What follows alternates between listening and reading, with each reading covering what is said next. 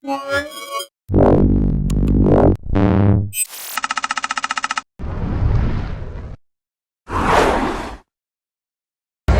I'm Roland with Mobile Geeks, and we're at LG at IFA 2013, and what we have right here is the LG Ultra PC Z935. They're calling it an Ultra PC because this one is actually not fulfilling Intel's requirements for being called an Ultrabook.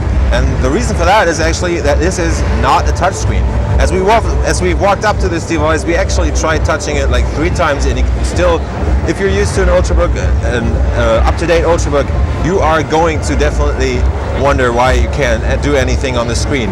They're trying to compensate this through this touchpad down here, which is actually buttonless. It is pretty nice. It does work if you're careful about it and know how to work it. But there's actually no clickable buttons in here. So if you want to left click, you just got to hold it here. And actually there's something going on there, and I wouldn't know how to work with that actually. But it goes to show that LG is willing to try some new concepts on here. And let me just tell you something about the device. It's a 13.3-inch display on here, and we're talking about a 2560 by 1440 resolution. So this is actually what they call Quad HD nowadays, and it's super high resolution, higher than Full HD. So that's a pretty good resolution, and you're going to have some tiny icons on the desktop if you set them to just 100%. There's an Intel Core i5 Haswell chip under the hood. Let me just try and get up the desktop without a touchscreen. I'm really not used to that anymore. We have a Core i5 4200U that goes from 1.6 gigahertz all the way to 2.3 gigahertz in turbo boost. It has 4 gigs of RAM in this model. They're going up to 8 gigs, and this one has a 128 gig hard drive SSD in there. Also available with 256 gigs. Let's take a quick look around. We have a 720p capable webcam up there. Should be decent for Skype and everything else, but not too good. Just to show you, the thickness of the screen is really super tiny.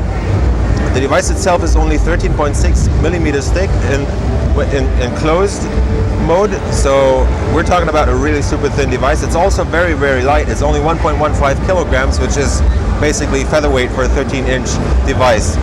The way they do it is basically using strong but light plastics, and they're taking out the touchscreen. They're talking about bringing out a touchscreen model, but that's only being worked on right now, so leaving out the touchscreen actually helps them keep the weight down. Let's go further around the device. We have the power plug back here. This is a super speed USB 3.0 port. We have an Ethernet port down here with a proprietary plug, so that's a bit tiny, and it's gonna break some adapters right there. There's a couple of fan vents down here. This is actually nothing. It's not even a speaker, so we don't really know where the speakers are. They might be behind here, but there's no actual holes in there. On the front we have nothing, not even an LED.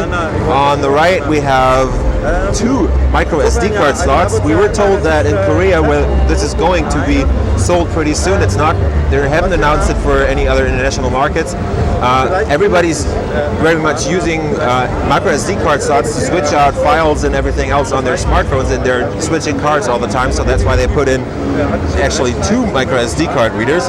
We have a headset jack right there, and another USB 3.0 port, and a full-size HDMI on the side there. There's a couple of LEDs right here for the mic actually, so you're being told when you plugged in a mic, I guess. We have an SSD light and a power plug, a battery info light right there.